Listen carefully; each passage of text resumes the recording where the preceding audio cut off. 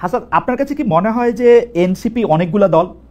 কারণ মানে নাহিদ, আক্তার, হাসনা, সারজাস, পাটোয়ারি বা তাসনিম জারা, সামান্থা বা তাসনুবার এনসিপি, এরা সব আলাদা আলাদা এনসিপি। আপনার কাছে এরকম মনে হয়? আপনি স্পেসিফিক উদাহরণ খুব ভালোবাসেন, আমি চাইলে আপনাকে অসংখ্য স্পেসিফিক উদাহরণ দিতে পারি। যেমন হেফাজতের সম্মেলনে আপনার অবস্থান, আবার আবার আবার সেনাবাহিনী নিয়ে আপনার মন্তব্যের ক্ষেত্রে সার্জিসের একমত না হওয়া, এইটাকে শিষ্টাচার বহির্ভূত বলা পাটোয়ারির।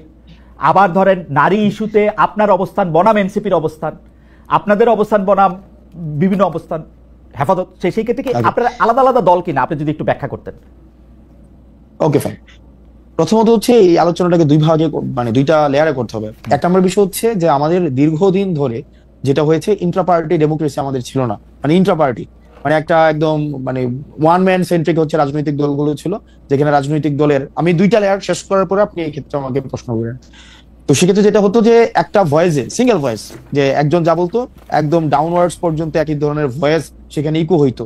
কিন্তু আমরা যেহেতু 5ই আগস্টের পরে যারা অভ্যুত্থানে ছিল তাদের মধ্যে তাদেরকে নিয়ে হচ্ছে আমাদের রাজনৈতিক দলটা গঠিত হয়েছে, সেখানে আমাদের মধ্যে এই যে ইন্ট্রা পার্টি ডেমোক্রেসি, সেখানে আপনি দেখবেন যে সেখানে নিজের দলের মানুষকে নিয়ে সেখানে সমালোচনা করা হয়, জবাবদিহিতার আন্ডারে নিয়ে আসা হয়, যেটা হচ্ছে নেভার বিফোর সিন। আপনি কখনোই অন্য কোনো রাজনৈতিক দলে সেটা আগে ছিল না।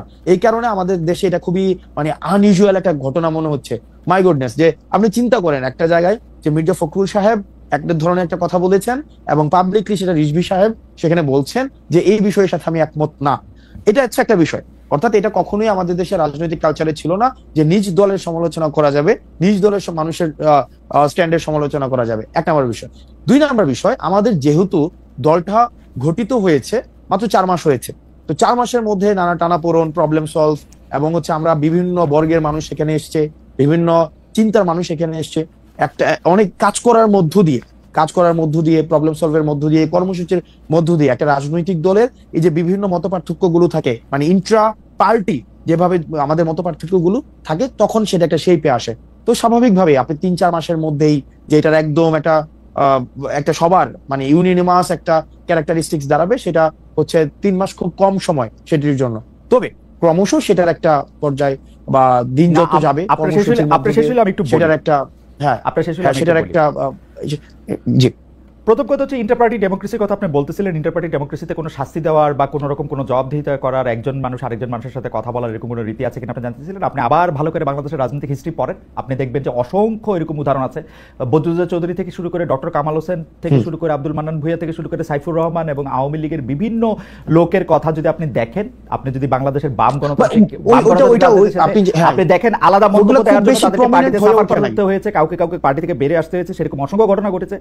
বর্তমানেও যদি আপনি আসেন, এই 3 সপ্তাহের মধ্যে বিএনপি তাদের অন্তত শীর্ষ 2 নেতাকে 2 বার করে শোকজ নোটিশ দিয়ে এসেছে, আলাদা আলাদা করে, শুধুমাত্র মন্তব্য করার জন্য। সুতরাং এটা যদি শুধুমাত্র আপনাদের পার্টির একচেটিয়া, সেটা আপনি বলেন না। আর 2 নাম্বার কথা হলো, আপনি তাহলে এবারে পরিষ্কার করেন, আপনি আমাকে একটু পরিষ্কার করেন যে কোন এনসিপিটা তাহলে আসল এনসিপি। আমি যখন দেখি যে এনসিপি একটা, আমি আপনাকে বলি, হেফাজতের ক্ষেত্রে আপনার অবস্থান, নারীদের ক্ষেত্রে আপনার অবস্থান, সেনাবাহিনীর ক্ষেত্রে আপনার অবস্থান থেকে আমরা হেফাজতের বাইরে, সেনাবাহিনী আমি একটু বুঝতে চাই আপনার কাছ থেকে যে হেফাজতের প্রশ্নে আমার অবস্থান কি ছিল, মানে হেফাজতের ওই সমস্যা আমার অবস্থান কি ছিল। সেখানে উপস্থিত ছিলেন, আপনি সেখানে গিয়েছিলেন পরে, এবং সেইখানে আপনি বক্তব্য রেখেছেন নারী কমিশনের বক্তব্য প্রসঙ্গে। তো সেখানে আপনি বক্তব্য রেখেছেন এবং আপনি বক্তব্য রেখেছেন না, দাঁড়ান, আপনি আমাকে প্রশ্ন করতেই পারেন, আপনি আমাদের মানে আংশিক সত্য, সেটা আংশিক সত্য।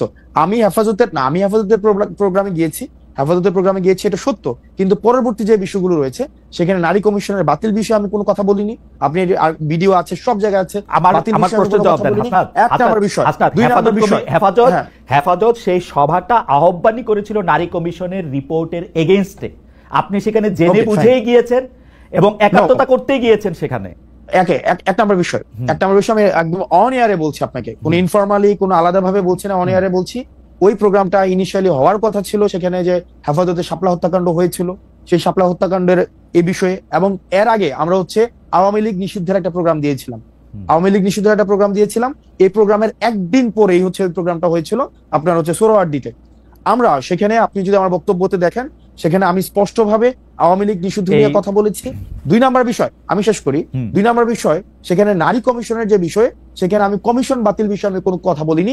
স্পষ্ট উল্লেখ আছে সেখানে, আমি বলেছি যে নারীদের যে যোগ্য হিস্সা রয়েছে, নারীদের যথাযথ আমি আপনার বক্তব্য শুনেছি, আমি আপনার বক্তব্য শুনেছি, এবং এই আপনার তবে এবং এই কমিশন নিয়ে যদি কোনো ধরনের মতপার্থক্য থেকে থাকে সেটি নিয়ে আলোচনার ভিত্তিতে সেটি সমাধান হতে হবে।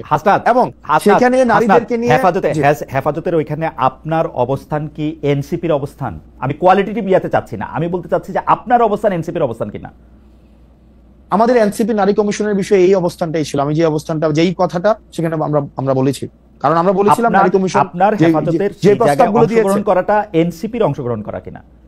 দেখেন সেখানে যে প্রস্তাবগুলো দিয়েছে, আমি আসছি সেখানে যে প্রস্তাব, আমি যে কথাটা বলেছি, আমার এনসিপির নারী কমিশনের বিষয়ে ঠিক সেই ধরনের অবস্থানটা ছিল, যে আমাদের যে প্রস্তাবনাগুলো দিয়েছিল সেই প্রস্তাবনার কিছু কিছু জায়গায় আমরা সংশোধনের প্রস্তাব দিয়েছিলাম, যে সংশোধনের মধ্য দিয়ে এই নারী কমিশনের এই বিষয়গুলো হচ্ছে ফরওয়ার্ড করা হোক। এক নম্বর বিষয়।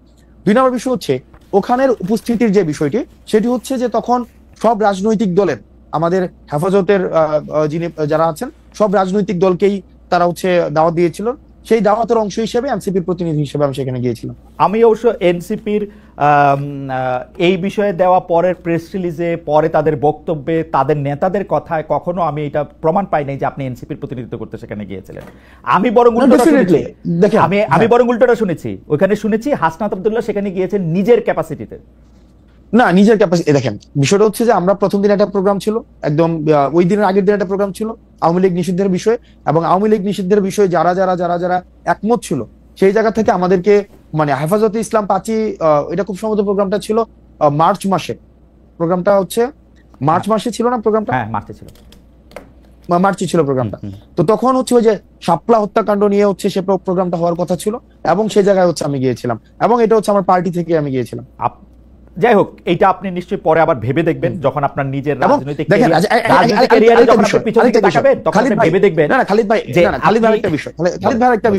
আমরা কিন্তু একটা বিষয় যে সেখানে বলা হচ্ছে যে আমার উপস্থিতিতে সেখানে হচ্ছে নারীদেরকে নিয়ে নেতিবাচক কথা বলা হয়েছে, সেখানে হচ্ছে বাজে মন্তব্য করা হয়েছে, সেটা একদমই না। আমি যখন এখানে বক্তব্য দিয়ে আমি চলে আসি, আমি যাই সেখানে বক্তব্য দেই আওয়ামী লীগ নিষিদ্ধ এবং নারী কমিশনের যেই প্রস্তাবগুলো রয়েছে, যে প্রস্তাবগুলো আমার এনসিপি সেখানে সংশোধনের প্রস্তাব দিয়েছে, সেটার যদি বিবেচনা করার সুযোগ থাকে আমি সেখানে এটা বলেছি, দেন চলে আসছি। এর পরবর্তীতে আমার অনুপস্থিতিতে সেখানে নেতিবাচক কথা বলা হয়েছে, যেটির আবার আমার পার্টি থেকে সেখানে হচ্ছে সেটি নিন্দা জানানো হয়েছে। ওকে, ফেয়ার এনাফ।